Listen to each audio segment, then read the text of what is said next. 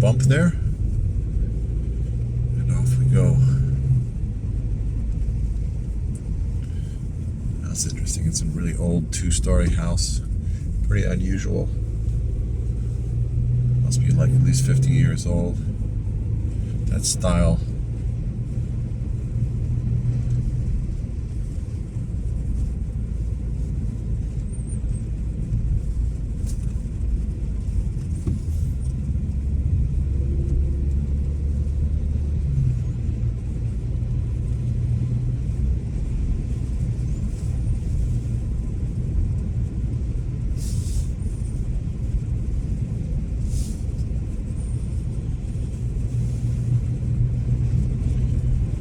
Really want to go for a bike ride through these mountains or hills, whatever they are. Mini mountains. But I need some time to plan a route, and I need some time to get over here to Dandong.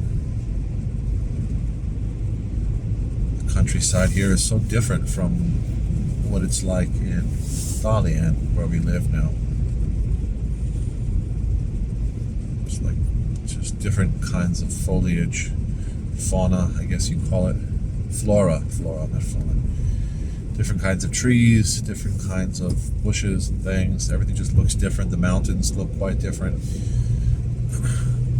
And in Dalian, there are a lot of parks.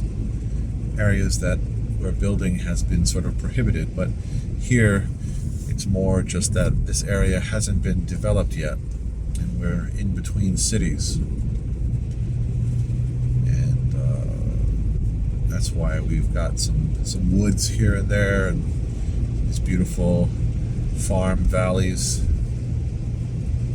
Reminds me just a little bit of West Virginia, the rolling hills and the little fields, little farms. Of course, it's very different again from there, but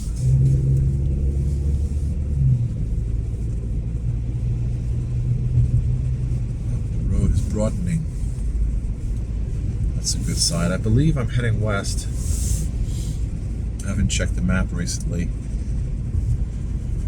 Towards a river called the Love River. It's a beautiful river that runs north-south into the Yalu from, I guess, northern Liaoning province through Dandong all the way down to the Yalu River. And it's quite a beautiful river as you travel along it. Okay, so now I know where I am. This intersection tells me passing Dongtang or Fengcheng. And I guess, I don't really want to go to Dongtang. I don't really want to go to Fengcheng either, but the Fengcheng direction may be more interesting at this point. So I guess that means, in fact, I was going pretty much directly west. And this is now north. Fengcheng is north of Dandong. Fengcheng is Phoenix City. I believe it takes its name from the mountain, which is Phoenix Mountain, Fengwangshan, and it's just an absolutely beautiful place if you ever get a chance to visit it.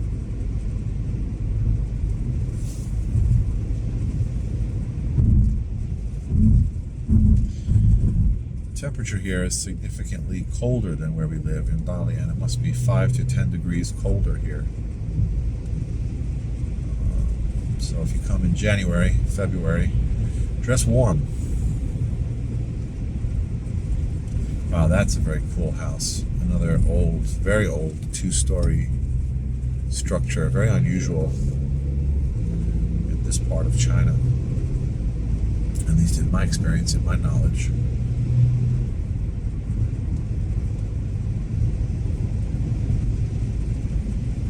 So a lot of Dongbei is like this, particularly Liaoning province is a significant percentage of the province. It's just these kinds of rolling hills, particularly in the southern part of the province, southeastern part of the province.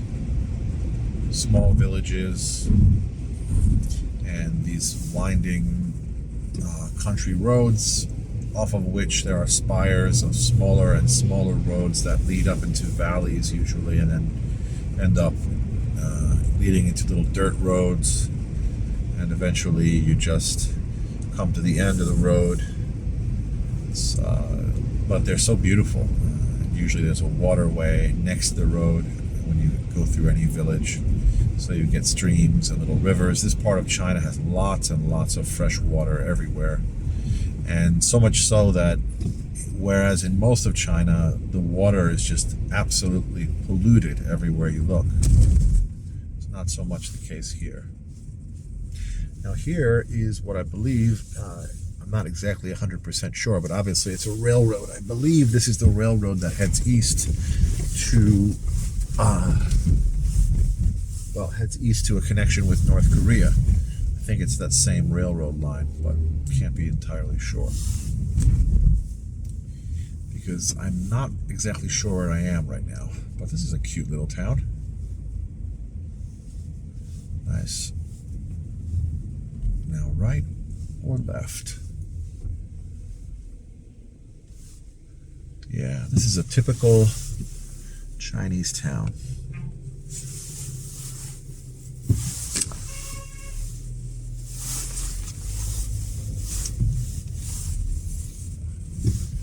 Typical little countryside town.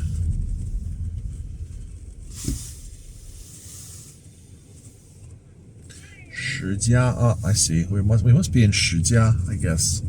I saw that on the map, or anyway, I drove past Shijia. If this may not be Shijia. Let's see, what's the name of this place? This is a pretty large village. These places are lots of fun. You know, I mean, people are always super friendly. It's always a little dirty, but you can sometimes find a little hotel in these places. Yeah, this is Shicheng, probably. Let's see. Shicheng. Anyway, and there's always some good restaurants, and the people are going to be super friendly, and you're going to have a fantastic meal. Food that's cooked in the countryside somehow just tastes better. They give you larger portions. Perhaps the food is fresher. Hard to say why, but that just seems to be universally the case, at least in Dongbei.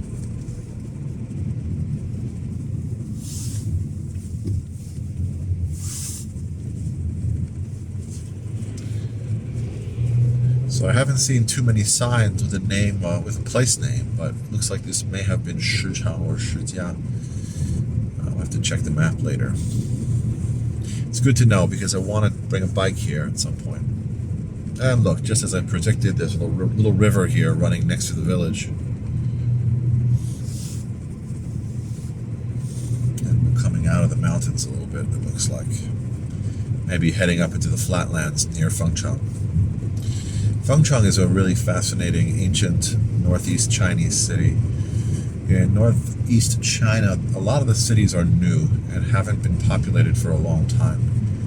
A lot of the population migrated across the sea from Shandong and from Penglai, places like that, and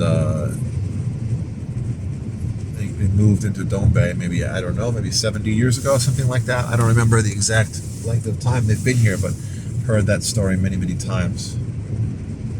The large immigration from Shandong to southern Dongbei. So prior to that, most of the ancient cities were very sparsely populated. Very low population numbers up here. And since that time, a lot of the cities have been, haven't exploded, but they've dramatically increased in size. And some small cities have been, and villages and things that just didn't exist before have sprung up, I guess, over the last 100 years, something like that. Whereas when you travel around the rest of China, you'll find that most of the villages have been there for at least hundreds of years, sometimes thousands of years. So this is one thing that's quite different about Dongbei. Dongbei wasn't really part of China before. It was ruled by groups that are now considered to be minorities, tribes of minorities.